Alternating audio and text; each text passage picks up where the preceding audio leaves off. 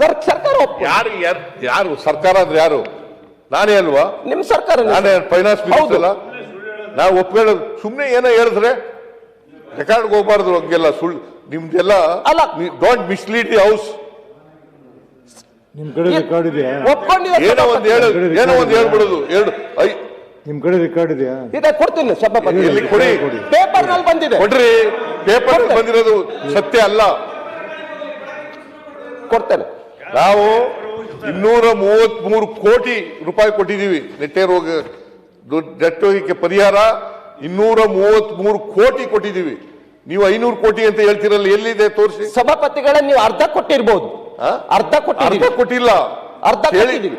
ಇದನ್ನೇ ಅಂದಾಜು ಮಾಡಿದ್ದದೆ 233 ಕೋಟಿ. 233 ಕೋಟಿನೂ ಕೊಟ್ಟಿದ್ದೀವಿ ನಾವು. ಸಭಾಪತಿಗಳೇ, ಆಯ್ತಾ ಸಭಾಪತಿ? ಉದಾಹರಣೆಗೆ ಯಡಿಯೂರಪ್ಪ ಇದ್ದಂತ ಸಂದರ್ಭದಲ್ಲಿ ಮನೆ ಬಿದ್ದಾಗ 5 ಲಕ್ಷ ರೂಪಾಯಿ ಕೊಡ್ತಾ ಇದ್ರು ಒಂದು ಮನೆಗೆ. ಈ ರಾಜ್ಯ ಸರ್ಕಾರ ಕೊಟ್ಟಿರೋದೆಷ್ಟು?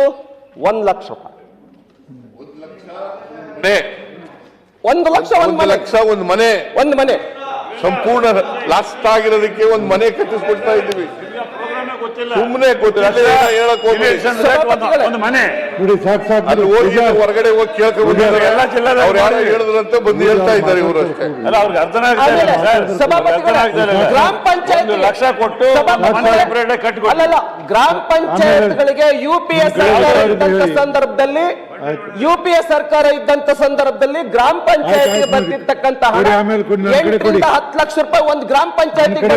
ಈಗ ಕನಿಷ್ಠ ಒಂದೊಂದು ಗ್ರಾಮ ಪಂಚಾಯತ್ಗೆ 30 ಲಕ್ಷ 40 ಲಕ್ಷ ಅವರು ಕೊಡ್ತಾ ಇರತಕ್ಕಂತ ಅಂಕಿಅಂಶಗಳು ಪತ್ರಿಕೆ ಅಥವಾ ಮಾಧ್ಯಮದಿಂದ ಬಂದಿರತಕ್ಕಂಥವೇ ಹೊರತು ನಾವೇನು ಸರ್ಕಾರದಿಂದ ನಮಗೇನು ಕೊಡೋದಿಲ್ಲ. ನಾನು ಇದುವರೆಗೂ 400 ಪತ್ರಗಳು ಬರೆದ್ರು ಕೂಡ ಸರ್ಕಾರದಿಂದ ನಮಗೆ ಅಂಕಿಅಂಶ ಉತ್ತರ ಕರ್ನಾಟಕದ ಪರವಾಗಿದೆ, ಉತ್ತರ ಕರ್ನಾಟಕದ ಅಭಿವೃದ್ಧಿ ಪರವಾಗಿದೆ ಅಂತ ಹೇಳ್ತಾರಲ್ಲ ಸಭಾಪತಿಗಳೇ.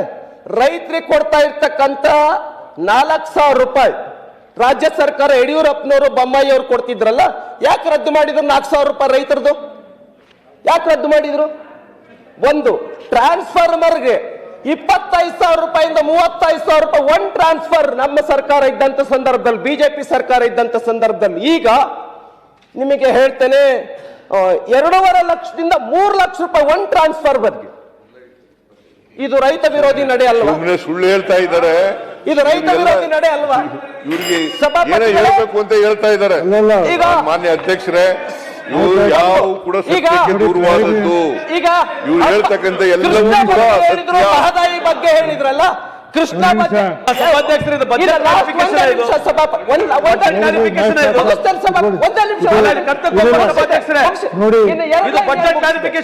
ಸಭಾಪತಿಗಳೇ ಮಹದಾಯಿ ತುಂಗಭದ್ರಾ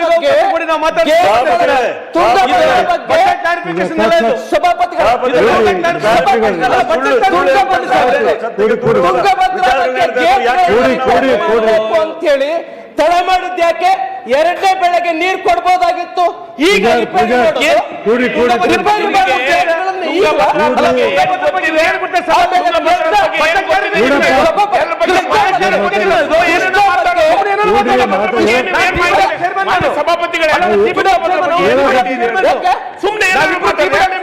ಎರಡನೇ ಬೆಳೆಗೆ ಮಾಡಿದ್ರಲ್ಲ ನಿರ್ಧಾರ.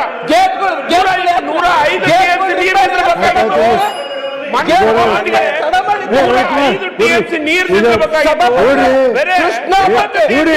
ಬೇಕಾಗಿತ್ತು.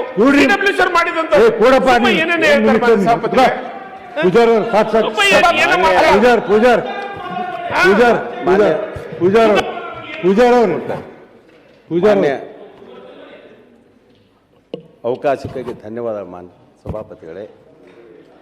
ಒಂದು ಮಾನ್ಯ ಮುಖ್ಯಮಂತ್ರಿಗಳು ಮಾಹಿತಿ ಕೇಳಿ ಅದನ್ನ ಕೇಳ್ತಾ ಇದ್ದೇನೆ. ತಲಾ ಆದಾಯ ದಕ್ಷಿಣ